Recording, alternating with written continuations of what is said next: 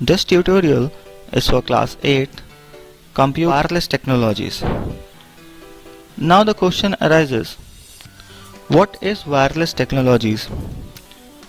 When two electronic devices or more than two electronic devices are communicating with each other without the use of wires, that is known as wireless technologies. So let's read. Stumbling upon wires of networked computers or other personal communicating devices are going to be the thing of past. Very soon, you will be working in a wireless environment where you will see the appliances lying but not a single wire. In fact, these are invisibly interlinked using wireless technology and can interact with each other to share data and other control signals. As you know, in the past, we was using a telephone which was connected with wires, and now in this generation we are using mobile phones which are connected wirelessly, and we can communicate from any part of the area or the world to any other country or state or anywhere. Let us learn about popular wireless technologies which are becoming popular day by day. First is infrared communication. In your daily life, many times you use infrared communication.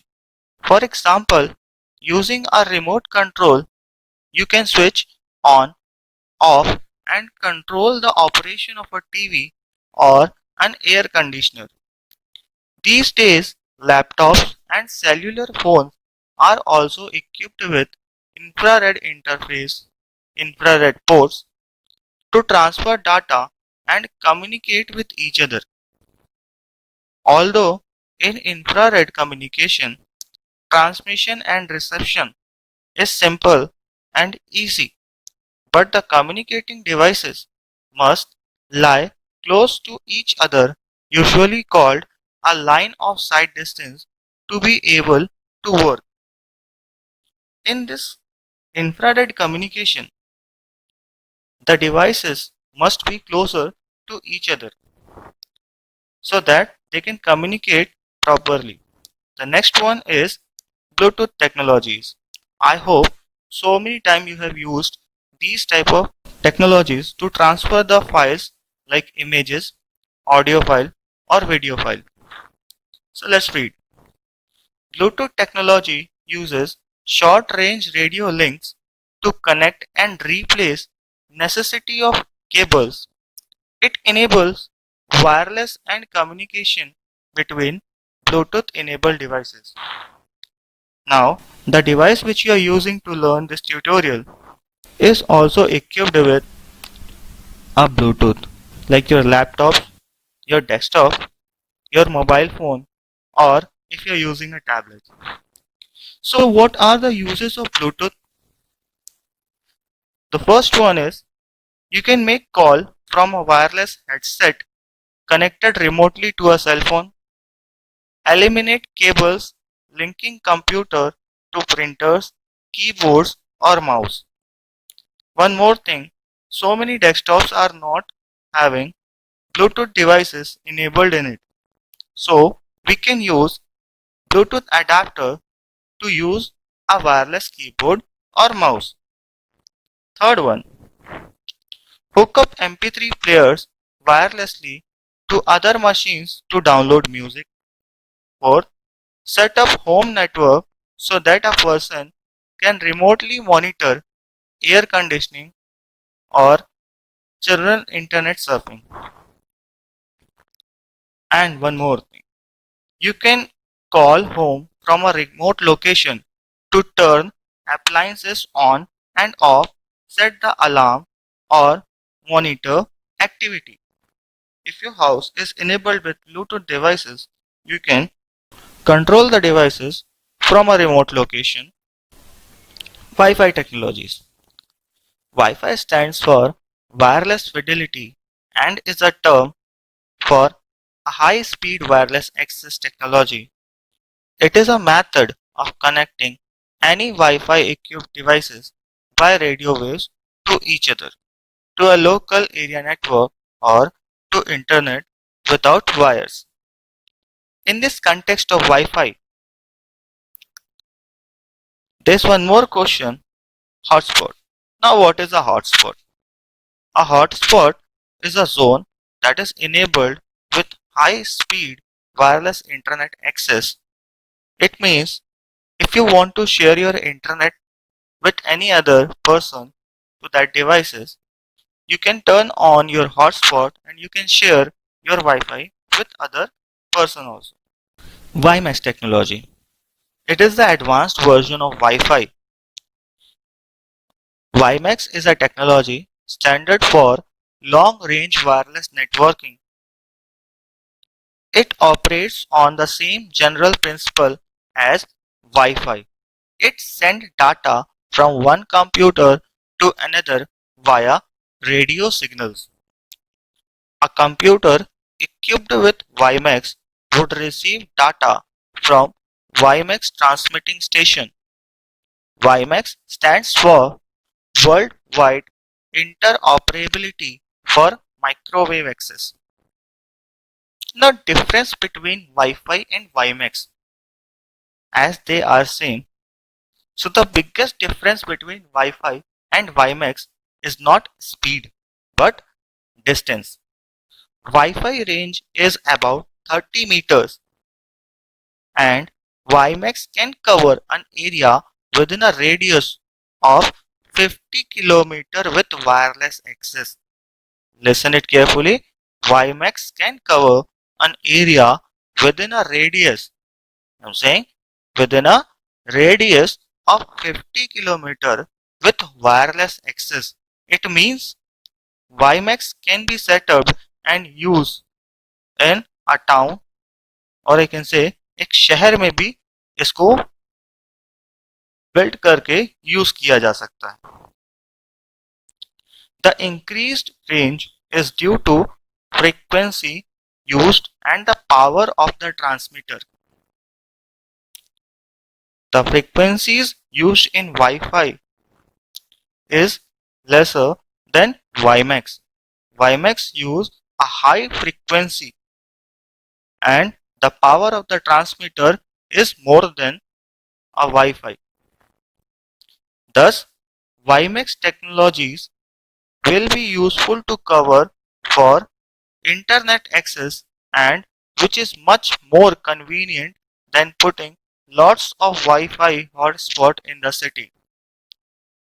The next technology is GPS, Global Positioning System. Do you know what it is? A global positioning system is based on satellite that allows a user with a receiver to determine the precise coordinates of their location on the Earth surface. Now, many of you have seen Google Map. If you lost somewhere in your country or in any other country, or if you want to go from one place to another, you can just open Google Map in your Android phone or any other phone, and with the help of GPS, you can locate the places. Now the GPS receiver. What is GPS receiver? Your mobile device is working as a GPS receiver. Nowadays the smartphones which are coming are enabled with GPS receiver. The user receiving equipment is typically referred to as a GPS receiver. What I am saying? The user receiving equipment is typically referred to as a GPS receiver. It processes the signals transmitted from the satellite to determine the user position and other parameters. Now, what are the uses of GPS? Why we are using it? The first and most obvious application of GPS is the simple determination of a position or location. GPS is the first positioning system to offer highly precise location data for any point on the planet. in any weather. It is used for air, land, and sea navigation, vehicle tracking, surveying and mapping, and and natural resource management. Item is mobile broadband. Now, I hope that you know about mobile broadband, the same which you are using. Okay, so let's read. Mobile broadband is a general term used to describe high-speed internet access from mobile service providers, which we are calling like ISP, internet service provider like Airtel, Vodafone, Idea, Jio, BSNL, etc. for portable devices like mobile phones and tablets. If you have a data plan to access internet from your mobile phone using your cellular provider's 3G or 4G network, that is known as mobile broadband. Okay, I hope you understood.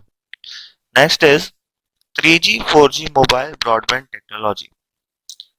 Third generation 3G network enable network operation to offer user a wider range of more advanced services like wide area wireless voice telephony, video calls and broadband wireless data all in a mobile environment. 3G is considered a high speed or broadband mobile internet access, and in future 3G networks are expected to reach speeds of more than 2 Mbps. 4G, which we are using nowadays, the 4G networks have very standard of speed, maybe 500 times faster than 3G, and connectivity to enhance web communication and connection reliability. The functionality of 3G and 4G broadband technology is same, but the difference is the speed and the more frequency which is used in different generations. Can you connect your 3G or 4G mobile broadband with your PC, personal computer? Yes, you can do it. Connecting your PC to 3G and 4G mobile broadband. You can buy a 3G or 4G USB modem, which is also known as dongle, which will fit in USB port of PC, and for the decided data plan and service charges you can access the internet. Some of the company which provide USB dongles are Tata Photon, Airtel, Reliance and many more. So let's come to the next part, which is cloud computing. As you can see in the image, cloud computing are of different types: private cloud, public cloud and hybrid. And you can see some more images like server, storage, mobile, application and database. Now we are going to talk about these all things in detail. Let's read what is cloud computing now. So cloud computing is internet computing, where cloud is the term used for the internet. Cloud means internet. It is an internet based computing whereby shared resources, software and information are provided to the computer and other on demand. Now as you can see in the image, in cloud computing we can store anything. Now what all things you can store? You can store any application, any database, and you can use it from anywhere by using a electronic device and by the help of the internet. Now, what are the advantages of cloud computing? The advantages of cloud computing are people worldwide can access the cloud provided they have an internet connection. There is no need to spend big money on hardware, software or licensing fees. You can access anytime, anywhere, making your life so much easier. It takes fewer people to do more work on a cloud with less time wasted on hardware and software issues. Yes, there is no hardware and software issue when you use cloud computing. So let's talk more about cloud computing. Now we have seen about the advantages of cloud computing. Now what this latest trends is used for. Cloud, we know it is known as internet. So cloud storage is a term that refers to online space that you can use to store your data. Data can be anything, your important file, your contact detail, or any kind of document which you want to store in the internet. This space is normally on remotely located servers to which you can connect anytime by logging in using the internet and access your data. Cloud storage provides a secure way of remotely storing your important document. Cloud storage provides a secure way of remotely storing your important data. Some of the examples of cloud storage are Dropbox, SkyDrive, and Google Drive. These are some of the famous cloud storage provider which provides the facility to keep our data in the cloud. I hope you understood these many topics. Thank you.